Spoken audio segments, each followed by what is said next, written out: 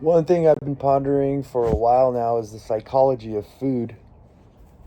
And I come from a type 2 diabetes, I guess you would say, background. I got type 2 diabetes in 2023 in September.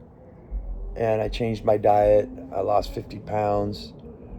I had to do things myself because I really didn't get much help from the people, let's just say, that were responsible for my health. I had to take the initiative in my own hands. And it's just crazy being on the other side of it now, meaning I'm in remission, that's safe to say without getting busted, is that the process was very strange. The learning experience, what I got from it was the psychological aspects of food, of eating, all of it in general, the whole experience.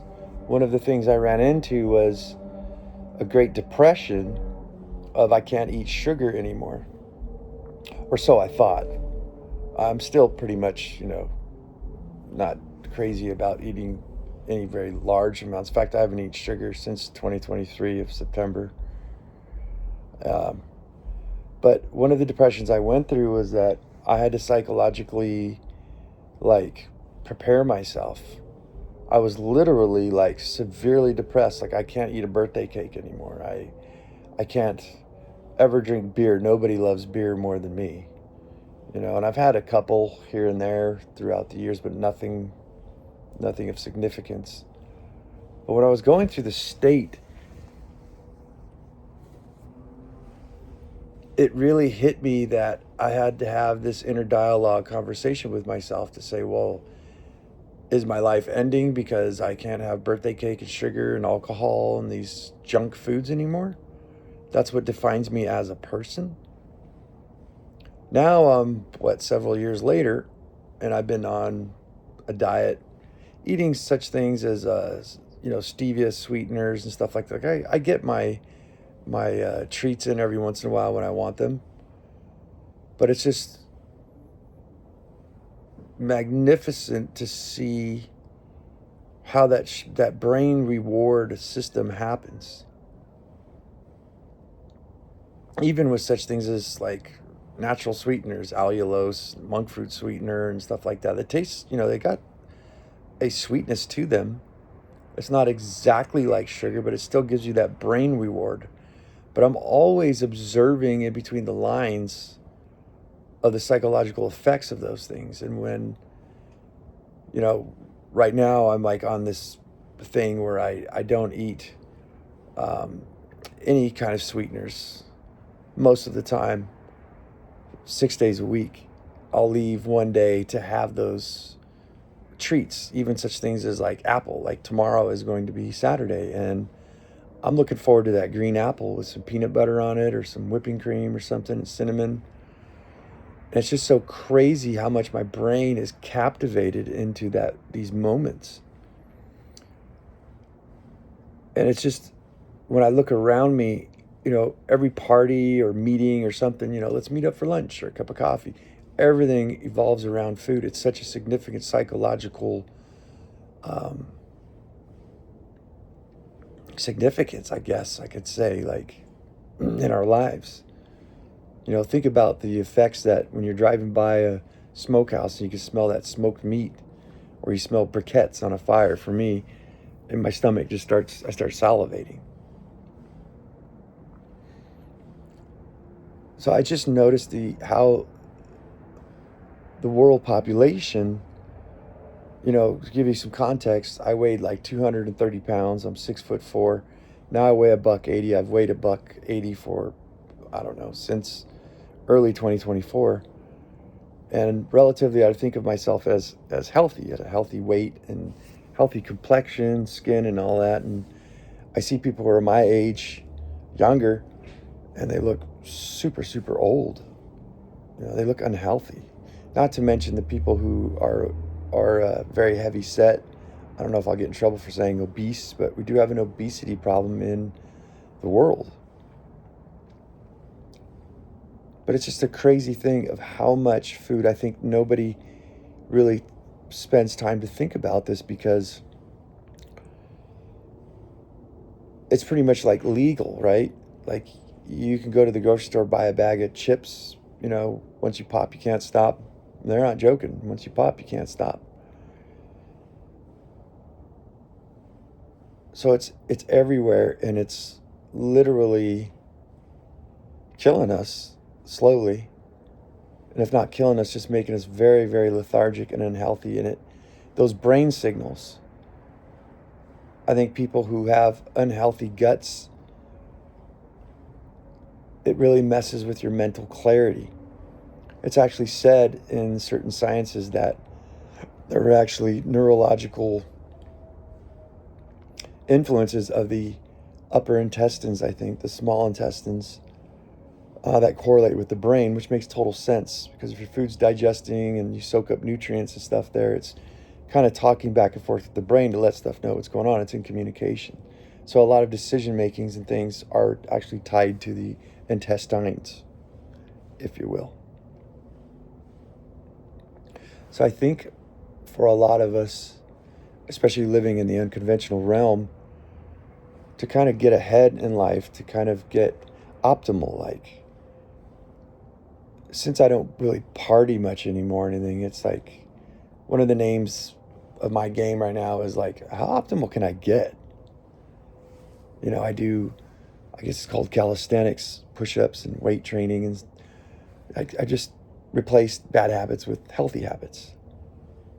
But I've noticed a lot of clarity, even though it may not sound like it sometimes. Sometimes I ramble on. There's just a million thoughts. I never have a normal day. The unconventionalist.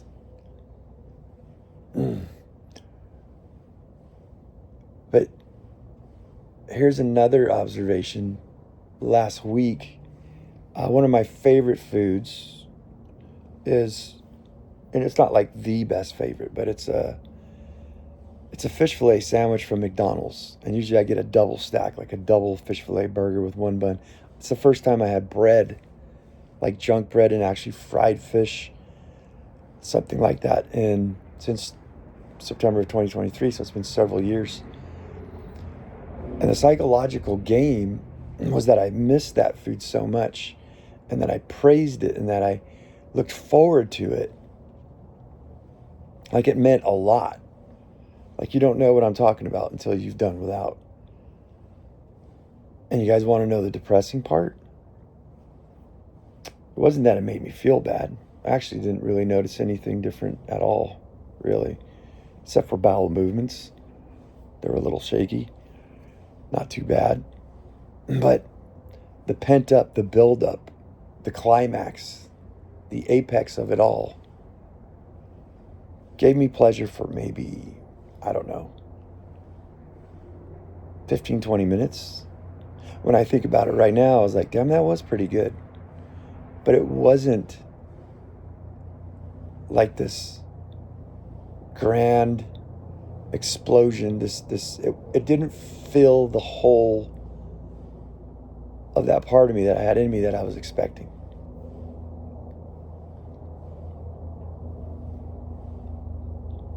And it seems like when you're on my side of the fence and that food controls you, I mean, it literally fucking controls you. Like I said, severe depression, you feel like you're missing out, FOMO. Everybody else is enjoying their lives and living normal because they get to eat whatever they want. And it's interesting when you take a different unconventional path into health and well-being, and then you allow yourself. This is where I say it's not a cheat day. It's a treat. I would never want to cheat myself. But that treat day was pretty much a nothing burger. It was like smoking a cigarette or having intercourse, and you climax. Then it's pretty much done. Then you're waiting for the next one.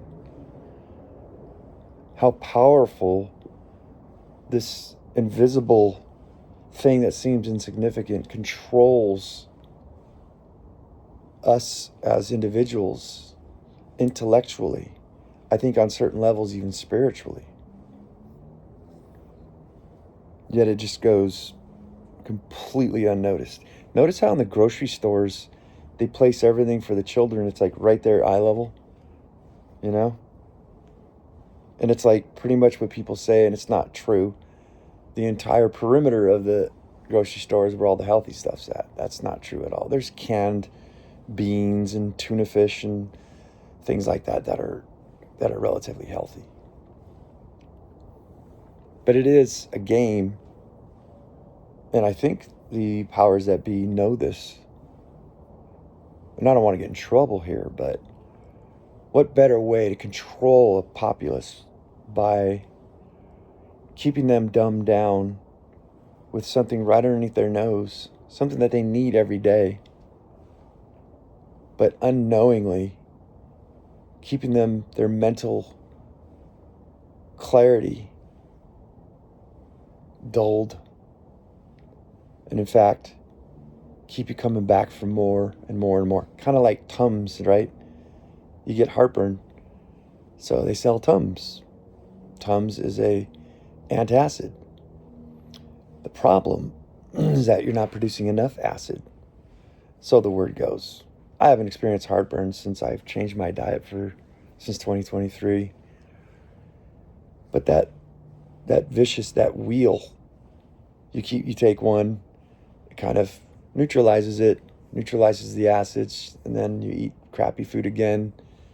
You get heartburn, you eat it again, you eat it again, you eat it again, never solving the problem. In fact, in some cases, making it worse.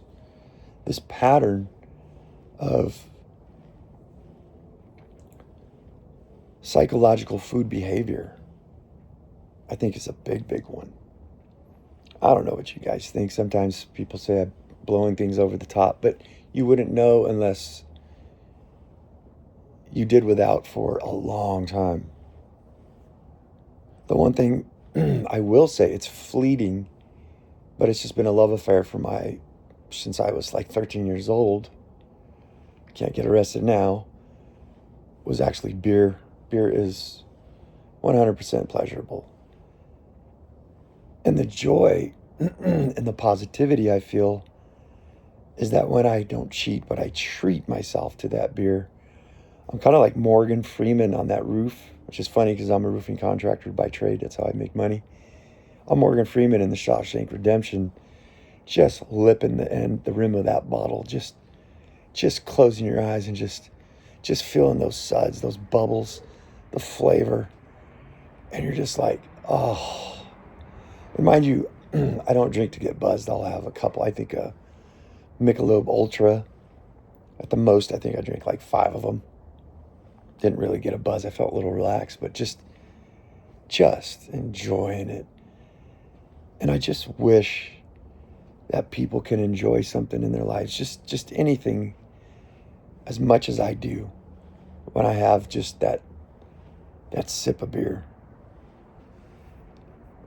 And in closing here, I used to think that having to suffer to actually gain respect for things, to gain pleasure, to gain joy, to gain success was utterly bullshit.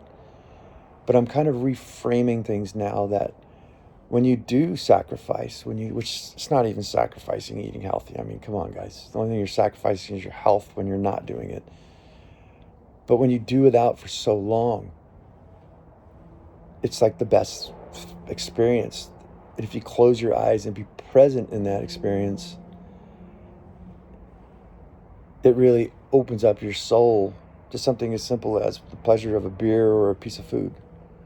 Like sushi, I'll end with too, is like that for me. Like I don't eat sushi because of all the carbs and the blood sugar raises and stuff like that. But when I do, I go for it. Like 150 bucks, it just flies right out of my wallet.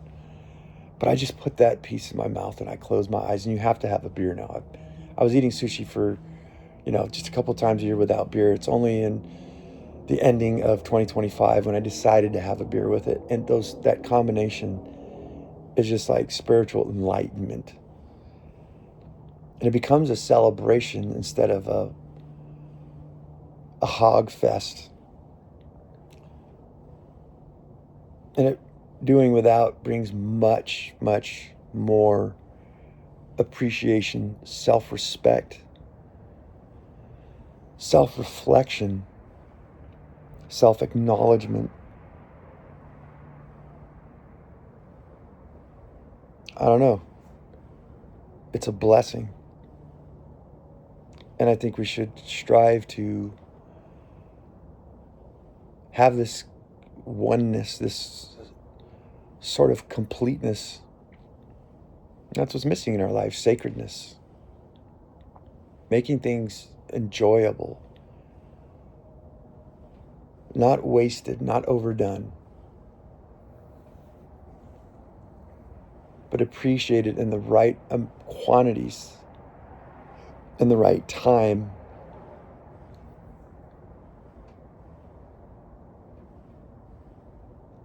Sometimes you have to ask yourself, how much is enough? The unconventionalists.